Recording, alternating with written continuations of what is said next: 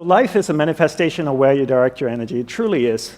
And what we should really start with is to actually look at energy the same way we look at water. If I took a watering can and I watered a garden bed, would the weeds grow or the flowers grow? Both, right? Water has no ability to discriminate between the weeds and the flowers. Whatever I water starts to grow. Energy is the same way as well. If I took energy and I invested it into something negative, it will grow and become more negative. If I took energy, invested it into something positive, it will grow and become more positive. Energy has no ability to discriminate between what's positive and what's negative. Whatever you invest energy into starts to grow and manifest in your life. Right now, you're the sum total of where you've been investing your energy throughout your entire life. So the goal really in life is to figure out what it is you want. Right? What's your purpose in life, who and what's important in your life, and be able to direct energy towards that so that you can manifest that in your life. So where do we begin with this? We begin by understanding how the mind works. I'll have to say with you, after living 10 years as a celibate monk in a cloistered monastery in Hawaii, this would probably be the most important thing I could ever share with you, understanding how the mind works. From a monk's perspective of understanding the monk and experience of a monk's perspective of understanding the mind and experience of the mind, and my perspective and my experience of the mind, there are two things we need to understand: awareness and the mind. Let's define what they are. Let's define awareness as a glowing ball of light. So imagine an orb, a glowing ball of light that can float around. Let's call that awareness and put that aside.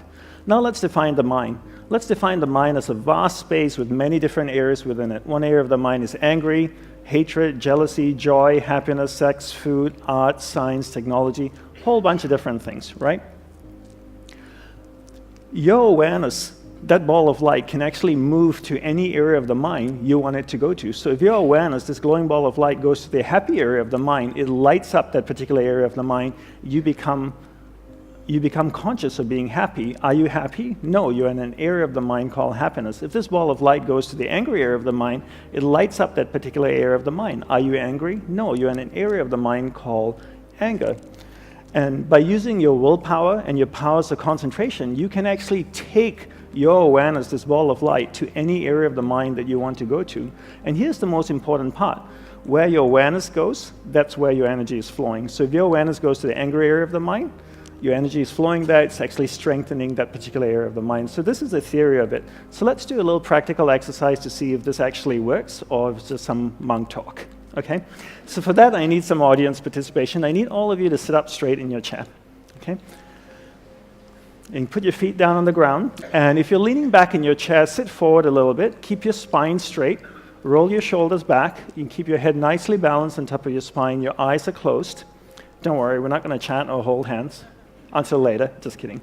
So take a slow, deep breath in with your eyes closed. Take a slow, deep breath in, slowly exhale. Then take another slow, deep breath in again, and then slowly exhale. I want you to become aware of the chair that you're sitting on. Is it comfortable? Is it not comfortable? The temperature of the room? Is it cold? Warm? What about your body posture? Is your spine straight? Your shoulders roll back?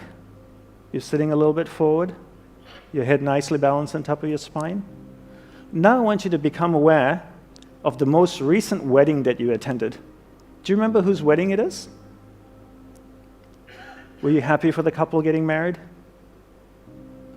Try and think as much detail as you can about the wedding. Do you remember what you wore to the wedding? Do you remember what the bride wore? Did she make a good choice with her dress?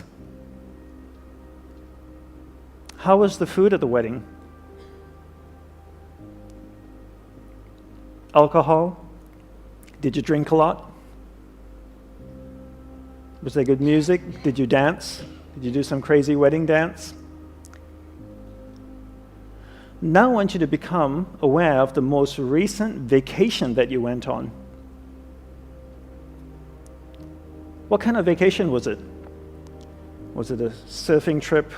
Yoga retreat, holiday, shopping, camping, backpacking? Try and think as much detail as you can about the vacation. What was the weather like where you went? Was it cold, rainy, hot, humid, dry, snowing? Do you remember the favorite hotel you stayed in? How was the food? Bland, spicy, Did you get sick eating the food? Did you shop a lot? What was one thing you bought on the trip that you really liked? Your eyes are still closed. I want you to become aware of the room again. Try and feel the temperature of the room. Is it warm? Is it cold? The chair you're sitting on, is it comfortable? Is it not? Is your spine still straight? Are you hunching? Are your shoulders rolled back? Okay, slowly open your eyes and you can lean back in your chair. Well, thank you very much for doing that exercise with me. That exercise is really to prove two things to you. One is there's a clear separation between awareness and the mind, two completely different things. Second is you can actually take your awareness and move it to any area of the mind you want it to go to. Well, you gave me permission to do it, so I took your awareness from the room, I took it to an area of the subconscious mind where the memory of the wedding resided, and then I took you to the vacation area of the mind, and then back to the room again. How do I know you were thinking about the wedding? Well, I had my eyes open and your eyes were closed. And when I asked questions, I could see the reactions in your face. Did the bride make a good choice with her dress? A couple of you went, okay. Did you drink too much? A few heads went down. So I knew you were thinking about the wedding, right? So I took your awareness to different areas in the mind. This happens all day. All day we allow people and things around us to dictate where awareness goes in our mind. Let's do one little exercise again just to emphasize this point, because to me this is really, really important, and it's the crux of really managing energy in your life. Can you remember your first kiss? Do you remember who it was?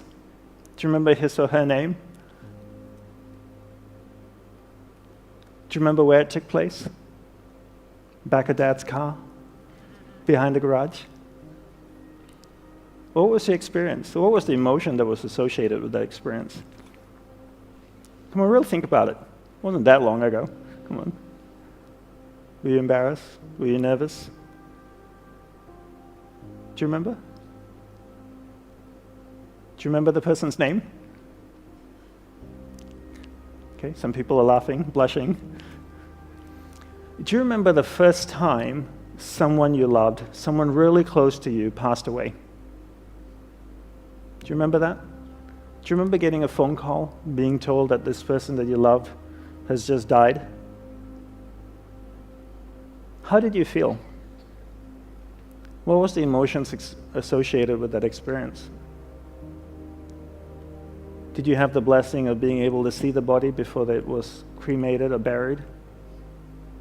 Do you remember standing next to the body, wondering how it felt, knowing that you'd never see this person again? How did it feel for you? Do you remember the emotions?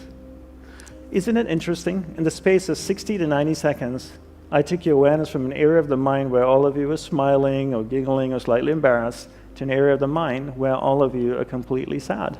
Or not sad, or just feeling the vibration of the room just completely changed, right? And I could take your awareness now to an angry area of the mind where you all get angry, you get up and you leave, and Sarah and the team would be really upset with me. And this happens all day, right? All day we allow people and things to dictate where our awareness goes. And because they dictate where our awareness goes, that's where our energy flows as well. And where our energy flows is what manifests in our life. So really the goal in life is not really to control your mind, but rather to control where your awareness is going within your mind. So don't control your mind, control where your awareness goes within your mind. How do we do that? We do that by learning how. So your spiritual practice or your homework for taking away is to control where your awareness goes in your mind throughout the day, and that's really it. How do we do this? We learn the fine art of concentration. First, let's define what concentration is. I define concentration as the ability to keep your awareness on one thing for an extended period of time. So if I can keep my awareness on this lady and hold it on her, I'm concentrating. If I allow my awareness, my ball of light, to move away, I'm getting distracted. I use my willpower and I bring my awareness back and I hold it on her. Being able to do that allows me to concentrate. Most people can't concentrate for two reasons, right? One is they've never been taught how to concentrate. Second is they never practice concentration. How many of you growing up here in school had classes on concentration every single day, the same way you had classes on geography, on math, and science? Anybody? I travel all around the world and I ask this question and nobody puts their hand up. How many of you, when you were growing up in school, were told to concentrate? Isn't that amazing? You get told to concentrate, but you never get taught how to do it, right? When I was growing up, I got told to concentrate all the time. Dandapani, concentrate on doing your homework. Dandapani, concentrate on eating your food. Anybody want to show me how to do it? No. How many of you have kids? How many of you tell your kids to concentrate? Have you ever showed them how to?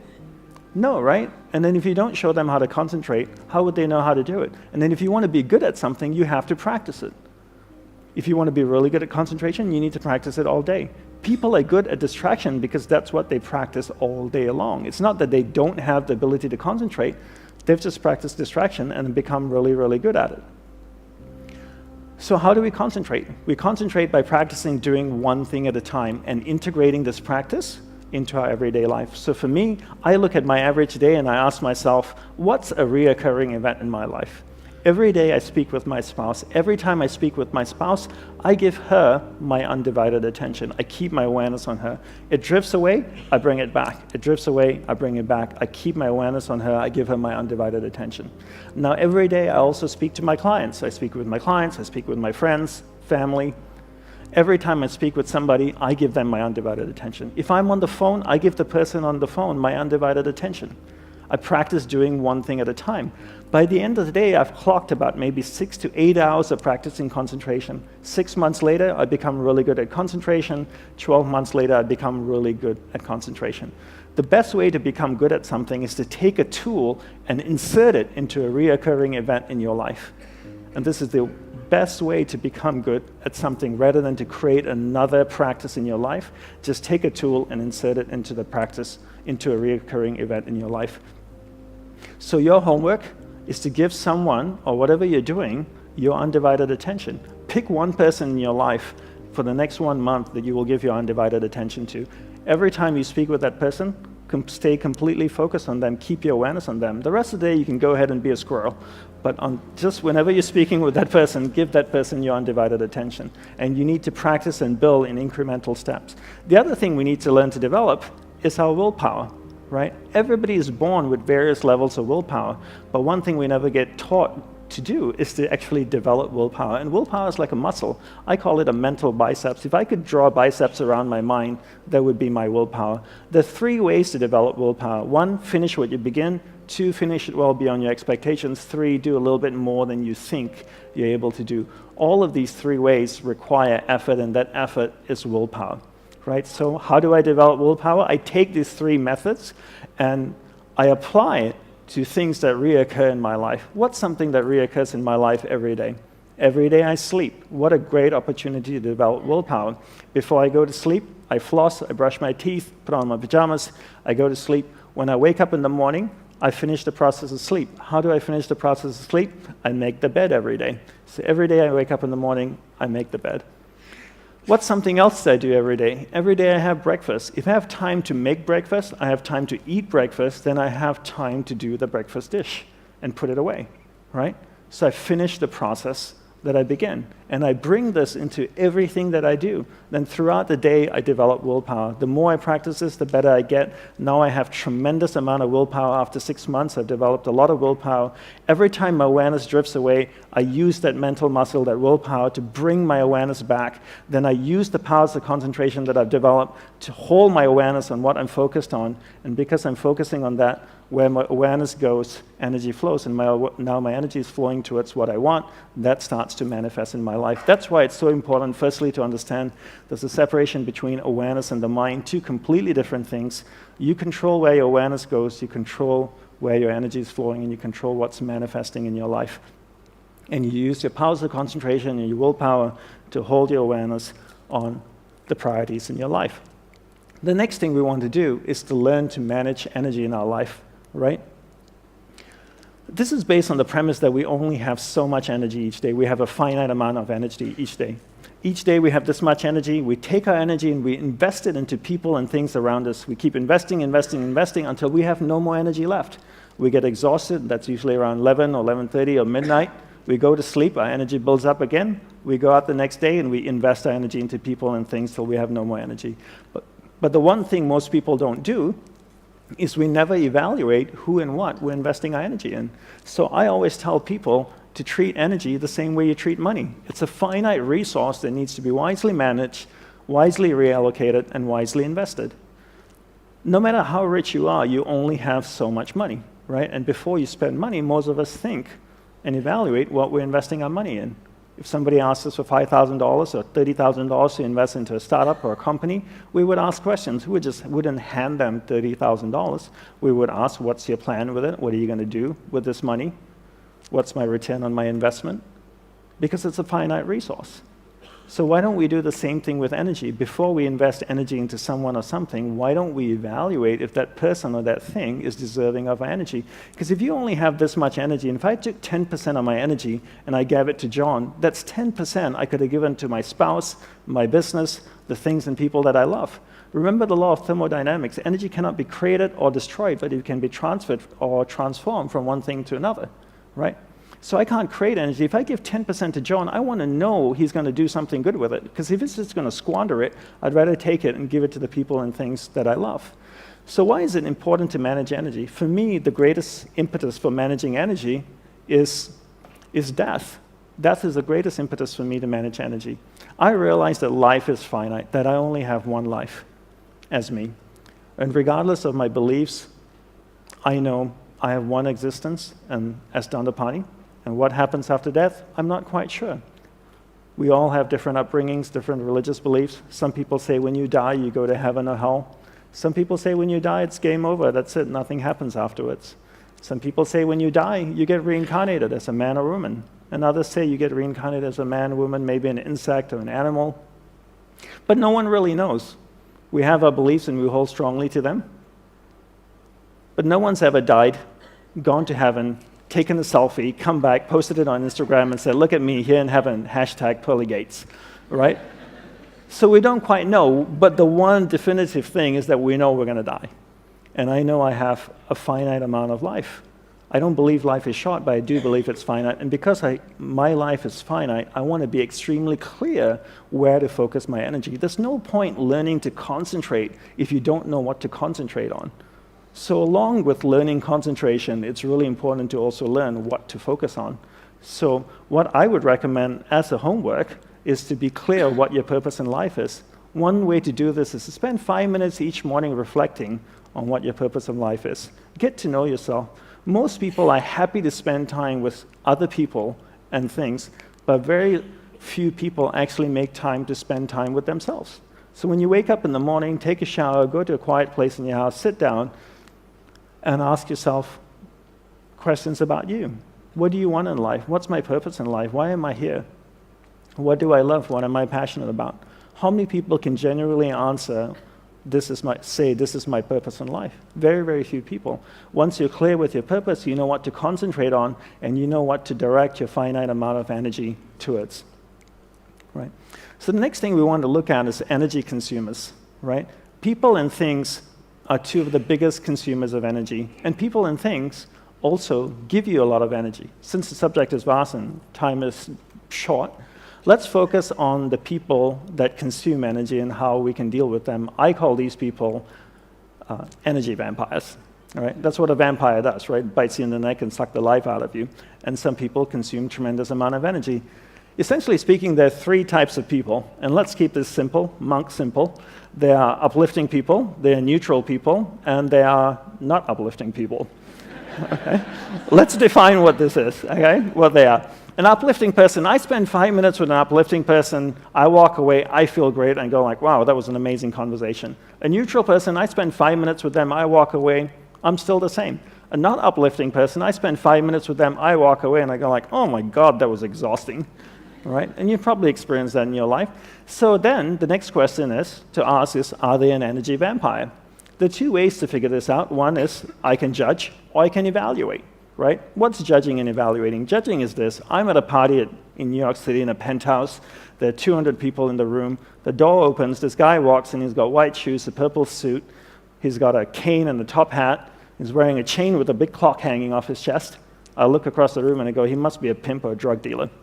That's judging, right? I didn't get to know him. I just judged he was a pimp or a drug dealer. Evaluation is this. I spent 50 occasions with John over a period of 2 years. 49 of those I walk away from and I go like, oh my God, that was exhausting. It's safe for me to evaluate that John is an energy vampire. Okay? Then there are two types of energy vampire. The next question is, are they a transient energy vampire or inherently an energy vampire? Right? What's a transient energy vampire? Just say John is going through a hard time in life because his dad is dying of cancer, for example. And for 3 years, he consumes a lot of energy.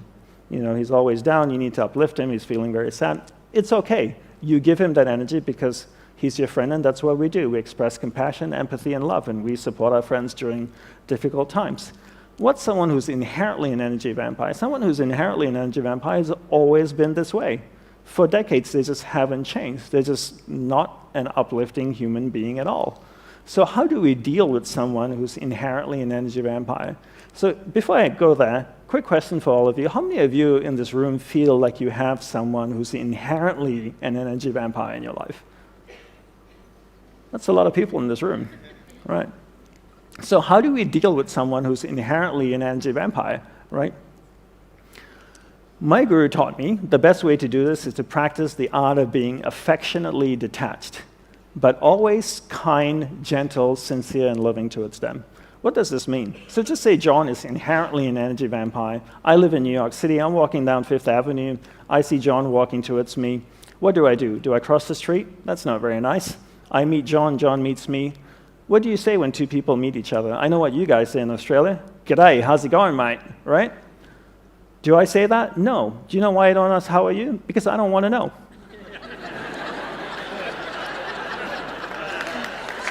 It's true. You have to understand, I'm in the monk business. When I ask somebody, how are you, they tell me their entire life story. It's a confession time, so I don't even ask, how are you? John asks me, how are you? I say, I'm doing very well, thank you very much. And then I reply, what a beautiful day in Sydney, right? It's true, I'm being sincere, I'm being kind. And then I say to him, please excuse me, I have something really important to do. It's true, my life is finite, and I'm very clear what my purpose is, right? I'm not lying. And then what do people say at the end of a conversation? It was a pleasure meeting you. Actually, it wasn't. Let's do lunch. Why? See you later. Not really, don't want to. Why do we say the things we don't mean and ask the questions we don't want answers to? So at the end of a conversation, I say, have a wonderful day, which is true. I know he's inherently an energy vampire, but I do wish he has a wonderful day.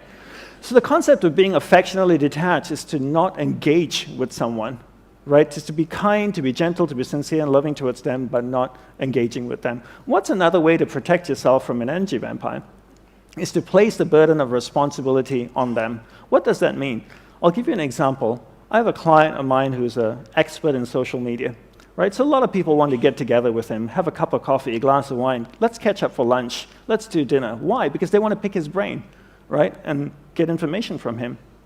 And he can't sustain this because everybody wants a little bit of his time and is just can't live this way. So I told him, this is what you need to do.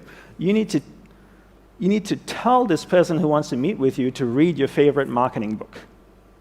Read your favorite marketing book, write down 7 key points and email it to you. Once you receive the 7 key points from the book, tell them that you want to see what stands out to them in the book. Once you receive these 7 key points, you email them and say, let's meet up on this day for a couple hours and we can discuss a marketing strategy for you. You know how many people actually read the book and email him the 7 key points? Nobody. As soon as you place the burden of responsibility on someone, they don't do it. I travel all around the world. I speak, people come up to me and they want to ask questions. I always give them my personal email address. I tell them, please don't share it with anybody. Can you put your question down on this email and send it to me? One, it'll give me time to reflect on it, and I can give you a proper response. And they always say, for sure, I'll put it all down in email and I'll send it to you. You know how many people email me? Nobody emails me. Simple little task, right? I'm not asking them to do yoga, to meditate, to breathe out of one nostril. You just send me an email with your problems, and they don't do it. So place the burden of responsibility on someone. If you're somebody who's developed a particular skill, you're an expert in a particular niche, in a particular area, and you find that people want your time, they want your energy, the one simple way to protect yourself is to place the burden and responsibility on them. Give them a simple task to do and see if they do it. And if they fulfill that task and come back to you, then go out of your way to help them, okay? Another thing I want to talk about, so your spiritual practice is to every year evaluate the people in your life, right? So go through a process of evaluation and reallocate your energy between people who uplift you and people that don't uplift you. And this is something that I do all the time, right? Another thing I want to talk about and wrap up with is mental energy vampires. What's a mental energy vampire? Mental energy vampire is unresolved emotional experiences that are sitting in our subconscious, right? Most people's subconscious mind looks like this Indian flower market. It's just packed with stuff because people don't resolve stuff as they go through life, right? Everything that is once passed through your conscious mind in the form of experience is resident in your subconscious mind, and all these experiences have emotion attached to them, right? One simple way to deal with unresolved emotional experiences is to do this exercise called the Vasana Daha Tantra. That's a Sanskrit name for it. And what it really is to take a piece of paper and write down the problem on it. Every experience has emotion attached to it. And I want to share with you a quote from Tesla, which I think really encapsulates the philosophy that I believe in or that I was trained in the monastery.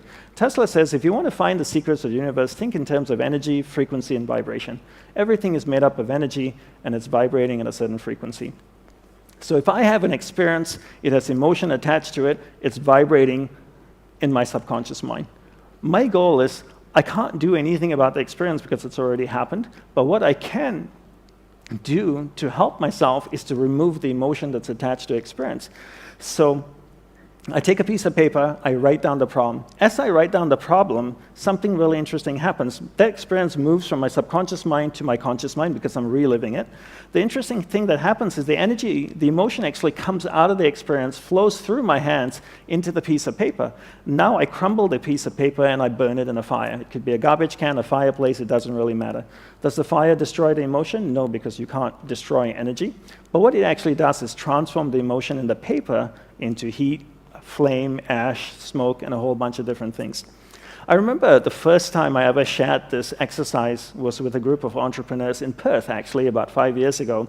And one of them said to me, look, Dandapani, I realize that experiences have emotion attached to them. And I realize as well, when you relive it or you're writing about it, it goes from your subconscious mind to your conscious mind.